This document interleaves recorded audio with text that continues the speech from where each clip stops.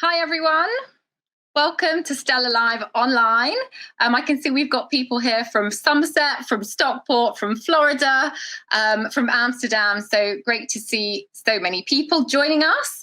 I'm Naomi Greenaway, Deputy Editor of Stella Magazine. And joining us in a moment will be beauty guru Ruby Hammer, talking us and through and showing us how to get perfect glowy skin. So just before Ruby pops up, there are just a few things that I wanted to point out on everybody's screens. I can see a lot of you have already found the chat function, but if you haven't, hello, Ruby. Hello. I'm just showing everybody a little bit what's going on these screens. Please chat away, send us any questions you might have, talk to each other. We'd love to hear what you have to say. Ruby, I've just noticed we're matching. We've coordinated so perfectly in the pink. And the other thing just to mention is that there will be pop-ups, discount pop-ups coming up on the screen. You can click on them or you can just close them if you just press on the little X. And don't worry if you missed them, they will all be coming to your inbox in one lovely virtual goodie bag on Monday. So Ruby, you need no introduction, but just to recap on your career highlights, you brought Aveda to the UK, you've launched Ruby and Millie, which went into Boots stores nationwide. You've been awarded an MBE for your contribution to the beauty industry, and most recently you've launched Ruby Hammer, your makeup accessories brand. So you've had a busy 25 years or so, I would say. Well, life doesn't stand still, does it? Exactly. Exactly. Really, but what's wonderful and strange and doing it this way is last year, fantastic being in front of you'd have walked into a room now, and now we're just in our own rooms, and I can see you're in the office. I know, I'm in the Telegraph office for the first time in months, and it's so funny. But actually, this time last year, Ruby, we were at Stella Live together, and that's a picture of you with Sonia Haria, our beauty director. Oh, that's gorgeous. That's a great picture. It was a wonderful day. It really was a fabulous day, and it was a scorcher of a day as well. It was. It was, wasn't it? How funny! Again, we have good luck with the weather for Stella Live. It's a thing. It's a good luck omen. But actually, one positive of migrating online is that you can only fit a certain number of people into a room at the Saatchi Gallery, but we've got many more joining us this evening. So it's great to be able to welcome so many Telegraph and Stella readers to this session. Lovely. So, Ruby, it's a very apt moment to be discussing how to get glowy, lovely skin as we've been in hibernation. What's that? It's not skin, Naomi, it's makeup. It's how to get the glowy look, shall we say? How to get the glowy. Exactly. So to kick off, as a professional, I have lots of things that are in my kit. And then there are things that are for me personally, and then obviously the viewers, saying readers, no, the viewers and the women that are out there, they want to sort of know, well, how is it relevant for me? So I just want to start off to say, I don't want to just dive in and say, use this, use that, this brand, that brand. I just want to say to everyone, when you know that you want to get a really lovely, glowy makeup, it starts with your skincare. So the prep beforehand, and then the actual products you're going to use in the process, and then just the little bits afterwards, to just fine tune that to add a bit more of a glow. I wanted to ask you, Ruby, actually, before you go into specific products, generally in lockdown, how do you think lockdown has been for people's complexions generally? What have the effects been? I think most people, it's quite, I think there's both sides, because we've been inside. We have had not as much, when it started off, the weather wasn't as great, and then it got progressively hotter. You're not circulating outside. So I think there's some pros and cons. So for some people, it was great because they were able, because they were not rushing to work, they're not going, oh, I'm late for this, I'm late for that. They were able to sort of take the time to do their skincare. You know, they had the time and the indulgence to go through that process. Or other people, because there's an inherent of anxiety, you know, people were anxious, we were worried about our own health, and, you know, things like that. Then there's sort of lack of sleep, which takes its toll. Some people have been drinking a little bit more, so I think that must have taken its toll. And, you know, people were having to exercise. So all those lovely things, you know, your lifestyle did take either a positive a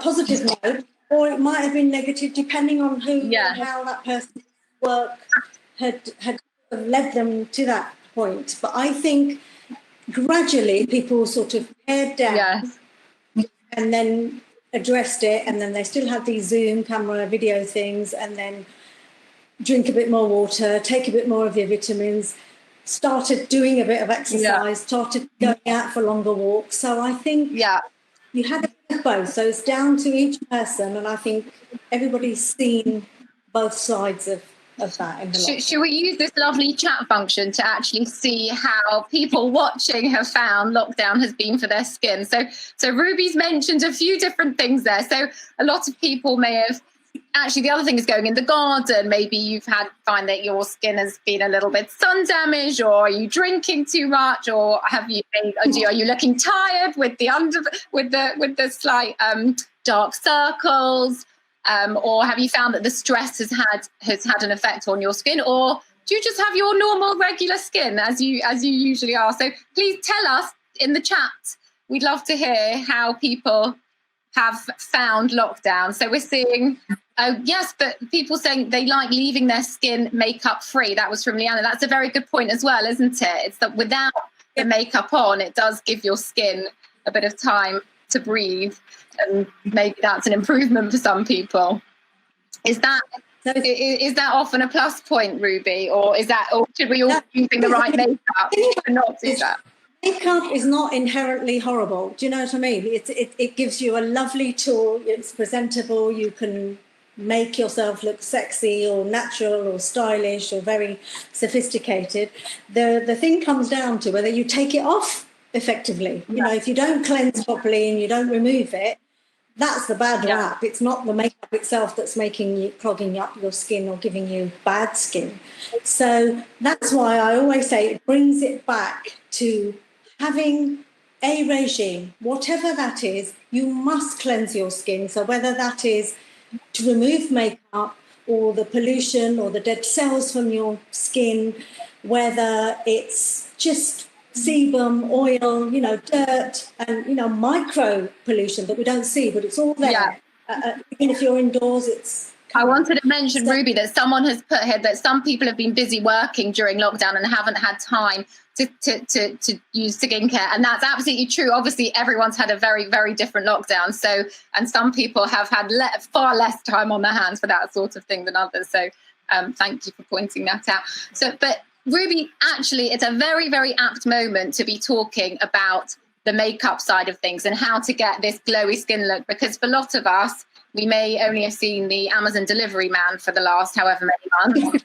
We're all seeing a few more people now, so we want to maybe get that look. There are two things, you know, like one is the fact that we are gently being let out and as we seeing a lot more people, but also the weather has taken a change, you know, so that brings us to naturally we lighten the load. You know, we don't have such thick, heavy foundation on, and people are looking towards more tinted moisturizers, or even if you've got any, you know, you might have a layer of sun protection on underneath the things, because it is really hot out there, and if you don't take care, you're going to get burnt and have terrible sun damage, and then you're going to need heavier makeup, which we shouldn't have. So to be honest, I'm saying if you have to start off with lovely cleansing, and then whatever you're going to use light, thin layers and build them up. Now, I'm not normally this greasy, but for the viewers, I kept myself. So I literally put a moisturizer on, and I did a light foundation. Not I everywhere, was just just where thinking, you look needed so it. nice and glowy, and I don't look quite as glowy. I'm a little bit more matte. So obviously you have the secret. But it's just to say to people that they don't need to go through 20 steps of, they put the serum on, they put the oil on, they put the moisturizer on, they do this, and they're buffing this, buffing that. Just a lovely light moisture. And you see, just in the way I applied it and having powdered it, when I turn my head, you can see the glow. So with moisturizer, what is the best way? What can you show? What's the best way to apply? Is it just? It's just really tiny amount. Nobody needs to take tons of it. Little. Little. And then you're doing that, and you're massaging it all the way around the eyes and to the back. And literally, you want it to give you comfort, not too much so that it sort of slurps all your makeup and then it disappears in the course of the day. But you don't want any dry patches or any unevenness either. So that's that. Now, if somebody has an oily skin, they might want a primer, something like that again, it's a very thin layer. So with the sun or something, I love this one from Murad because it's got an SPF, it's got slightly blurring qualities, and you can just dot a bit on, and it's literally a dot. Oh, I think everyone, you can close that. I think everyone probably at the moment has a pop-up on their screen. I'm just going to close it so I can see you again. And then if somebody wants something that's a bit more vegan and green, you can have something like this from Ren. And this is totally clean. So it's a clear primer. And again, it's for somebody who wants that. But once that's on, you give it a minute or two just to settle in. Right. So if you're in a rush, you just need to take a moment. If you're making a cup of tea or you're just doing a beat, just a few seconds so that it sinks in, and then you would use your base of choice. Now, while the weather is hotter, I think this is where, I'm going to highlight a few things that are coming up. This one is like a water-based. Right. And I wouldn't call it a foundation, it's more of a tint. So this is a watery tint, and you literally pump a couple of drops in your hand, and you can't see it, but it's got little particles, and it has a little brush with it, and you literally blend that into your hand, and then you apply. And this is so dewy light. So do you always use a makeup brush, or, because some people use a sponge or their hands, or is the makeup brush that gives that light look? There's no right or wrong way to do that. I love that brush comes with that particular product. Right, okay. You could have a sponge, which is like a beauty blender, which I love, because again, it gives you control and you're able to thin things out, blend them round, because that's the thing. When you want to be glowy, it doesn't just stop there. You want it to make sure that the colour and whatever you're doing, shows as much of your skin as possible. So all these things like colour correctors and primers, there are lots of other steps that you can use, but to get the glowy look, do you generally say you put your moisturiser on and you go straight into foundation? Moisturiser on, primer if you need it. Primer if you want to make your base longer lasting, then you have that. If you have a lot of red on your skin, then you might need a green corrector, like you've said. If you've got sallow skin and it's a bit lifeless, you might need something a bit lilac-y to just give a punch. So what I think, while it's hotter and you don't want to end up with 10 different steps, so as long as you're doing a good skincare routine, all of that will have better skin and you won't have to hide as much. Then if you've got the lovely foundation of choice, and again, I'm going to highlight a few, like in my kit, I use something like this from RMK, and it comes in a whole array of colours, and I use the sponge to apply that all over. One of my other favourites is from Armani, and it wins awards. It's an iconic product. So it literally, you're putting foundation on, but it gives you a glow. Yeah. You know, it gives you life. It's not too totally matte. So it often feels like you have to choose sometimes between a foundation that gives you really good coverage and a foundation that seems to give you glow. So you have to decide what you want, because it depends on your skin. If you've not got great skin and you need the cover, then it's going to be thicker. And by applying a moisturiser beforehand to prime it, you will achieve that bit of a glow. But you can't have both. You know, you can't have a thick covering foundation, apply it thickly and say, oh, this foundation's not very good, I've not got a glow. You put too much on and you're using something that's too heavy. Out of the ones that you think really do leave that glowy finish, which ones give the best coverage?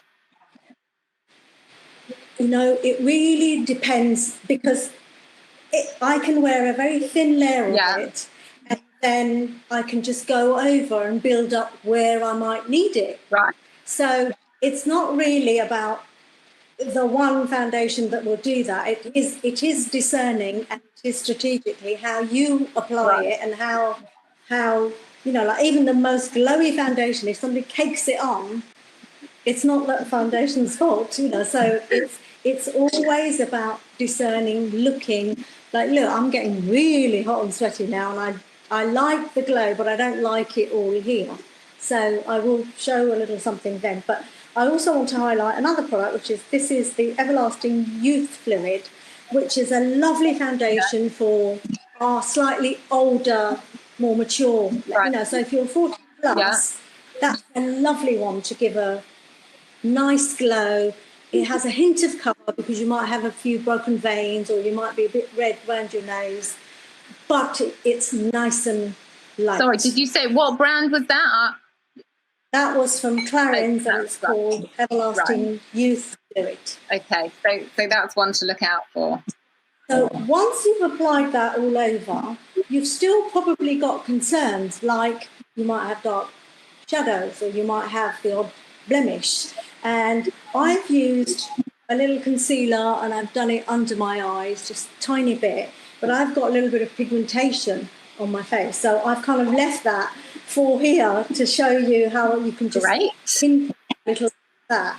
So I'm using my magnetic brush. It's got a little tapered brush, and I'm just using a little concealer. Just see the colour. I'm taking a little. So that's a pot of concealer. So that's a very makeup artist sort of have the brush and have the product. A lot of us might have like a stick.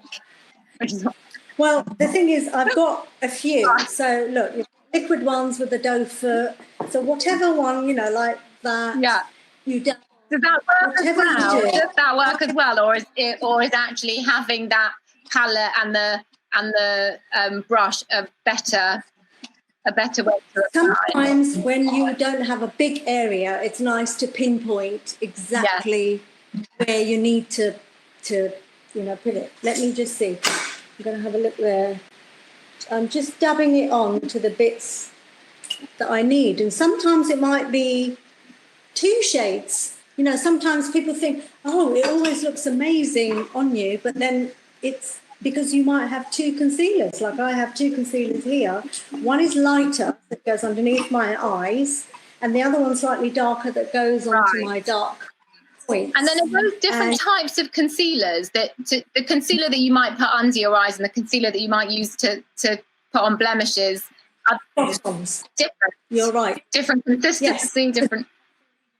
Under the eyes, you want something very fluid and light, because, you know, you don't want to drag and you don't want something too heavy.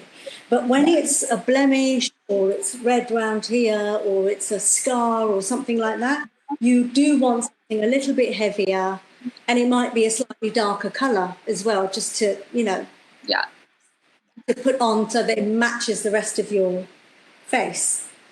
And then once that is on... Can I just ask, before we go on to the next, can you give us like the best under eye foundation? I know everyone's different, but what is your favourite concealer for under the eyes and your favourite for any blemishes?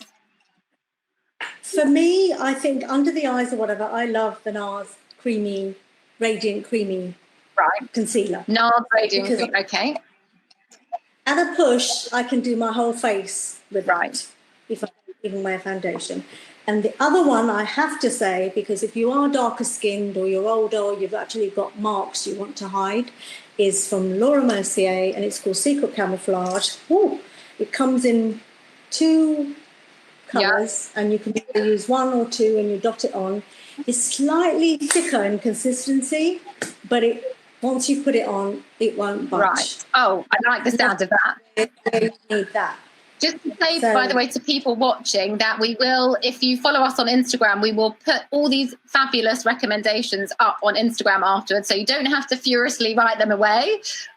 We will, at some point over the next few days, we will share all these brilliant tips. Great, because I am showing an array of stuff, because I think people, like whether it's in a pot, whether it's in a bit like that or in a palette like that, it's really using your fingers or a little brush or whatever you want to do, or the point end of your cosmetic brush. You can also dab that and put that in, out. All of these work. There's no right or wrong way, just whatever you like. But when you've got tools, and now, more important than everything, your fingers and hands need to be clean.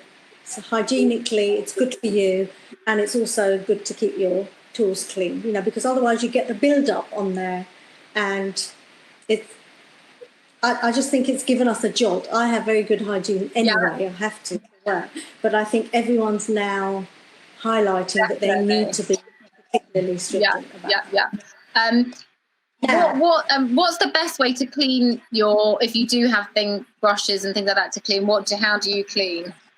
To be honest, a diluted bit of shampoo or diluted bit of washing up liquid, or I have a spray sanitizer to do it quickly, like just but it dries fast. But when I am doing it professionally in my kit, I have to take it all away, and then I do a really thorough good wash and clean with it. And I use the Beauty Blender, has its own cleanser, and it's wonderful because it can get rid of like concealer, pigments, foundation, so you can literally strip it clean without damaging your tools. So that's what I was just going to say, I know a few people have said they don't have Instagram. I should have also said that this is going up on the Telegraph Live YouTube channel on Monday, not the normal Telegraph channel, Telegraph Live YouTube channel, and we will also share there all these recommendations specifically. So please don't worry, if you have Instagram, you can go onto Telegraph Live YouTube channels. But anyway, as we were saying, so that's the concealer. So that's the concealer and done. And then to add a glow, if we used a creamy blush, say, to a bit of a blush on your cheeks, I love a few. So it could be a cream blush like that. This would be the time you put it on. You put it on before you put your powder products on. So if you were going to do that with a powder blush, I'd have to set it with a little bit of powder. So I'm just using the cream now. Oh, and you use a brush for that as well? You can use your finger, but because I like the control. So as I say, when I'm doing it very quickly, I can just go like that and just do that and then work it in. Oh, that's so funny to see, because when you put that on, it looked like it was just going to be way too much, but you know what you're doing, really. And you blend it in, and then when I've taken a dab there, let's show you on the other side. So it goes like that, and then we're working it in as well. Right. So actually, that's interesting. So I also find sometimes I underdo my blusher, and then I'll think I've put loads on, and then I'll look in the mirror and I'll look like half dead. So actually, going quite heavy on the blusher can still look very natural, because you look incredibly natural just now, and it feels like you did a right old blob. Yes, and I've just got something like that. And then one of my other favourites is a cream is lovely because you can use your fingers, you can use a sponge, you can use a brush. Then there are some things like these, which is lovely. This is one of my favourites. It's from Daniel Sandler, and it's a watercolour. So it's not a cream, but it's a water one. But again, you would use it before you put any powder on your skin. You shake it, you take it, a drop of it. He has a lovely brush that you can put it on and use, or you can just kind of dab a couple. Can you see? Yeah. It's running. You take it, and when you spread it, look at that. I don't want to do a double thing, but I don't want to look at that. You put it on. Oh yeah, the real glow. And it's a real glow. It's gossamer light, and it's really lovely when the weather's really hot and humid. Yeah. You know, it's a bit kind of humid right now, so you want that glow, but you don't want to be putting too heavy or too. So this gives you a lovely, nice glow. And in terms of colouring, like what sort of different, you know, there's the very pinky, there's the very peachy. What sort of skin tones suit those different colours? I think again, it's down to your own colouring. You know, for me, I like something a little bit pinky like that because it's a contrast and it makes me feel lively and awake. Now, somebody who is a bit more fair or a bit olive skin, you know, they might want something a bit peachy. Yeah. You know, something that's a bit more, just got a hint of warmth to it. So again, it's also depending on. We change our fashion, our clothes. So we might have, like, we're both wearing slightly pinkier undertones, so it's nice to kind of match that. But if you had something a bit more, I don't know, a bit more neutral, then you could wear something peachy or a bit more subdued or a little bit. I never think of like matching a blusher to your outfit. And that makes sense. I think you change your lipstick. To that. You know, like. If you had pinky here now, you'd wear a little bit of a balm or a little bit of something. It would be that sort of colour. You know, like you've got a lovely shade on your lips and it is a sort of pinky with an undertone of a, you know, it matches. You haven't put a red on and you haven't gone and put a brownie lipstick on. You know, you're trying to match it and pull it all together. So that looks amazing. Then if you had to set this now, because I am getting really hot and I can feel myself getting hot, one of the loveliest things you do is you use a tiny bit of powder, and it can be a translucent powder, so that means it's colourless, and I have one that has a hint of colour for me, so that I don't look too washed out. So that's interesting because I always think of powder as not the glowy look. I think of powder as like a matte look. But so the reason I'm going to qualify that with is you put the powders are not like they used to be. The texture is so lovely. The technology has advanced. It's not full of talc and zinc and things that it used to be that looked like, oh, you look like a Madame Tussauds wax museum. That's what we don't want to look like. If you want a glow and you put glow everywhere, like some people I've seen, they put their glow sheeny across their nose and the tip of their nose, across here, on there, and there, and there. You put it everywhere, there's no contrast, there's no light and dark, you just look like a grease pack. You know, you look like a big sphere. It's not doing anybody any favours. So I love a little bit of powder strategically. Nobody needs it here, you know, like on the side of the nose. Right, okay. There. And I'm going to do where I can see. Just there, look, you see, you just take the edge off and then right there, right in the centre. I don't like it there. And that's just a personal thing because then when I turn, you can see the glow. You can see the glow. Yeah. It's lovely in natural light. It's lovely when somebody's in front of you, you know, so if you don't, during the course of the day, it's not a glow, it looks like grease and oil. So, and if you super powder it, matte it everywhere, it'll be, again, you won't have that 2-dimensional, 3-dimensional bit of a glow. I actually want to pick up on a question here.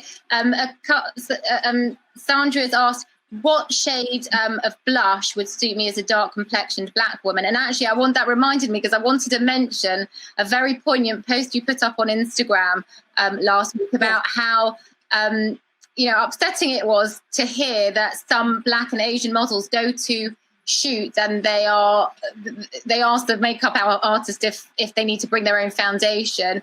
But do you think that actually brands are catering to more diverse customer base nowadays, or do you think more needs to happen on that front? No, miles more needs to happen. They're much better than it used to be years ago. You know, even as a makeup artist, when I started in the sort of late 80s, 90s, but there's still a whole long way to go, because as you say, if you get your base wrong and you look at it because it's not the right colour or it's not the right undertone, whether you're really pale or really dark, everyone wants to look natural. You know, they don't want to look like, oh my God, what is a professional done to me? And, you know, having the array of colours. Now, there are some amazing brands out there, you know, from Fenty, from people now realise you need to cater for a wider, more inclusive and diverse customer. Yeah. And efforts are being made, so they're not just lip service, you know, but there's still a long way to go, because people have to sort of have niche brands. You can't get them in every department store. You can get them from abroad. You know, I can't say that it's not as good as, you know, it's good. It's good. And it's a positive way forward. But there's still a way to go. So in answer to Sandria's question, what would you recommend as a really good shade of blush for her? How dark is... So she said she's got a dark complexion. She's a black woman. Okay, so I love something from Fenty that, you know, they have... In Fenty, there's things that look glaringly startling, you know, like when you look at it in the... Oh, let me just find it. When you find it on there, like, look at that. It looks... Oh, my God, would I ever wear that? I'm just going to use a tiny bit of powder, because this is a powder tool, to just dust so that you prepare the area first. And something like that looks really...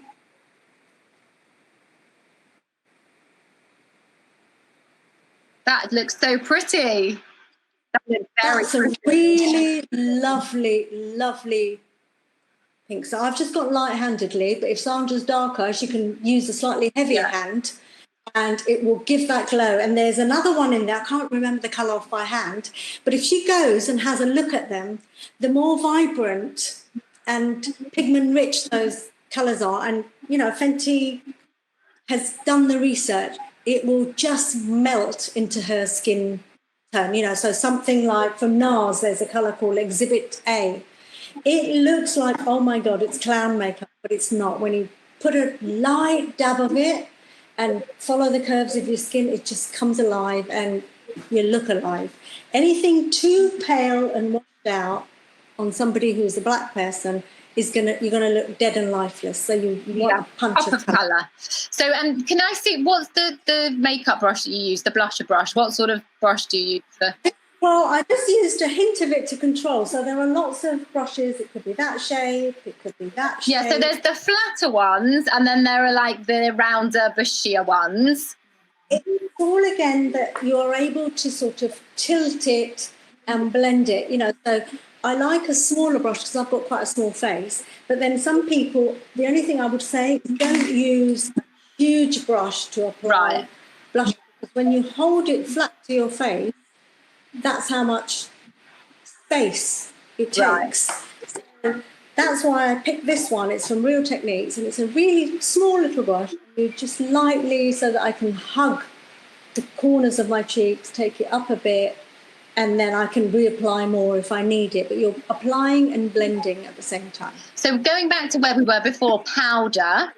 So that powder can really still give you a lovely glow. So I was going to ask you about, there are some like spray fixers that you can use. So are they better for a natural look, or would you stick to powder?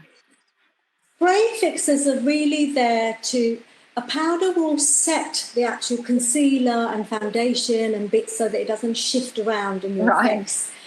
And those spray long-lasting things, because people suddenly wanted things to be like if they were raving in a nightclub, or, you know, like it was a wedding, or it's a really long, humid country they were from. It sort of came from places like Korea and like that to say, spray, do a little spritz and it will set that makeup. So someone like Urban Decay has lots of different ones that says it can tone down oily skin, it can make something a bit longer lasting. If you just used this is from Caudalie, it's just literally a spritzer. That would also set your makeup. So you don't need to have a powder. If you're using a spritz, you don't need a powder. Is that instead of a powder? I think it's an either or. So depending on, you know how you want to just revive your face, like you might have, it's 4 o'clock now and everything, you've used a powder in the morning when you've done your face and left. And now you want to sort of just revive that glow. Spritzer is wonderful for that because there's usually they've got a little bit of a smell or they just perk up the skin. You know, they perk it up in a really lovely way. And if you want to have a real like no makeup look and you actually don't want to put foundation on and you're going down to the beach, if any of us are going to get to a beach this year, I don't know, but let's say we're going down to the beach or into your garden, and you want to have a little bit of a nice sheen, but you don't necessarily want to put foundation on, what do you recommend for that? I would say something like this it's called Le Beige and it's called Healthy Glow Bronzing Cream, and it's one of my favourites. It looks, let me just take the lid off, it looks like that. It looks like a whipped walnut. You need something of a big brush like that, and you literally whisk it in there and just very lightly. Again, you'd have to have your moisturiser on, everything. It's not just going on straight bare skin. Okay. Whisk it all on, make sure you go underneath and here. And it gives you the most divine, light, glowy effect. And it's a multi-purpose, multi-shade. Oh, right. Oh, it's a multi-shade. That's so interesting. So I know I don't quite understand how those things work, but there are some products that they look tinted, but then once they're on your skin, they just work on any complexion. Melts into it. So the only thing I would qualify is that works for most fair to, it wouldn't work for an overtly really, really black skin. Right. You know, it wouldn't. But for most skins out there, this would work. This would be a lovely hint of a glow. And doesn't it have an SPF, that one? Because one, got to see with my glasses on, I don't think it does. So you would have to wear a little SPF beforehand, and then, you know, that's your last bit of skincare, your SPF, and then you could just blend that on and you look superb. It just looks like you've come from the south of France, even though you are in your garden. Right, thank you, Ruby. Well, I think we're going to, we've just got another little pop-up. I'm going to close that with the little cross. The time's gone so quickly. We've actually got a few questions. That was so brilliant, Ruby. You're so full of insight. I just love chatting to you. We've got a few questions from readers that they sent actually beforehand. One of them was about whether you should change or have different products at different times in your cycle. Is that something you think's necessary? Well, I think it's kind of a loaded question. It's like, because everyone's cycle is different, and if you know that you get a spot in a certain area at the time of your month, then yes, I think you need to get a really good little cream or a concealer that's got like a bit of medication in it, you know, to do that. So that would be great. Or you might need something that you don't apply such a heavy moisturiser at that time. So it depends, because it's not the same whether you're a teenage girl and it's your time of month, or whether you're a lady who's post 40 heading towards, you know. So it does depend. I wouldn't, otherwise we'd be changing our skincare 3 weeks down, 1 week different, doing another one. I think it's too complicated. I think you know what your cycle is, and if you need, if you know I break out here, then you know you need to just have something for that. If you know that you get a bit more dry, then you know that I need to moisturise a bit more, or I might need a mask that declogs me or cleans me out a bit more, you know.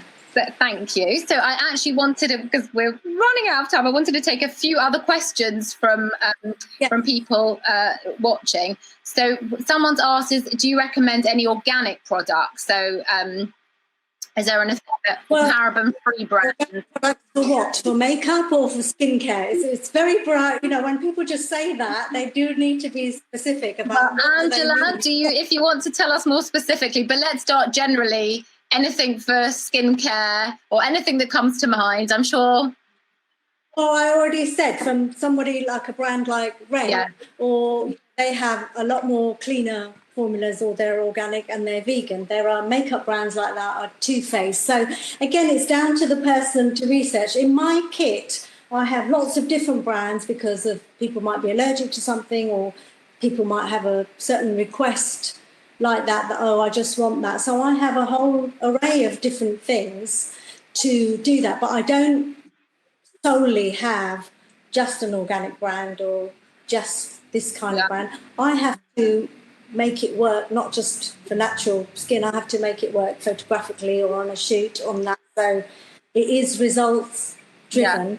But if somebody specifically asks me, oh, I'd like it for this kind of lip, or this sort of eye, or this sort of lip, I can be more elaborate. So if somebody asks that question, or they've got those concerns, I'd love them to ask me particularly, and then we can answer those questions. So anything more specific, definitely put that on the chat.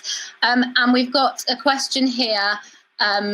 Help, please, for 70-plus lady with lots of broken veins on chin. So is there anything specifically for broken veins? Well, again, she would have to address her skincare. Like, is she, you know, they're broken now, so she'd have to hide it. Or if she wants to prevent it getting any worse, she's going to have to address her skincare, so that it may be sun damage, it may be very windy, or you know, harsh conditions that are making that worse. So she needs to address that first. And then a concealer would be her best bet.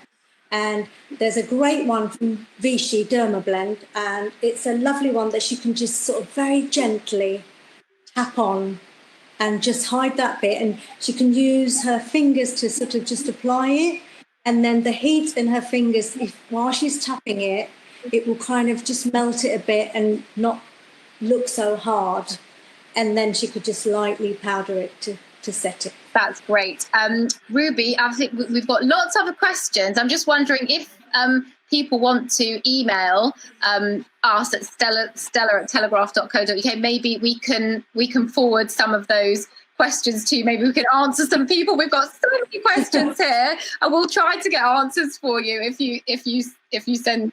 Brilliant. If you send questions to us, or on Instagram, obviously, we'll try to get some more answers for you. But Ruby, thank you so much.